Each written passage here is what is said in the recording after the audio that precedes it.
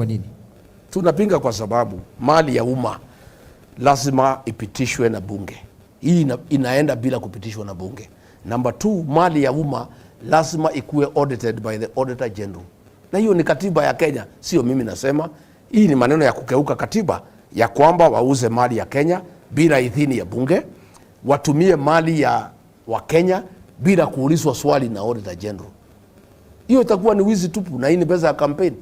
Ndio tunasema kama unataka kuokota pesa ama kukopa, ufuate sheria ya Kenya, ikaguliwe na Auditor General ya kwamba kama hiyo pesa imetumika vizuri. So hii fund hata hii itapingwa kotini na itapingwa kwa sababu ni kinyume na katiba ya Jamhuri ya Kenya, na koti ni kazi yake kuhakikisha ya kwamba tumefuata katiba ya Jamhuri ya Kenya. Kwa hivyo mmejipanga kwenda kotini? Tumejipanga. Right. Asante. Mheshimiwa, kuna swala ambalo linaendelea hapa Meru. Hii wiki mwanzo Mheshimiwa Mithika Linturi ambaye ni rafiki yako na mkono kwenye DCP amejitokeza bayana akasema ndio gavana Kawira Mwangaza aondolewe kwenye ofisi.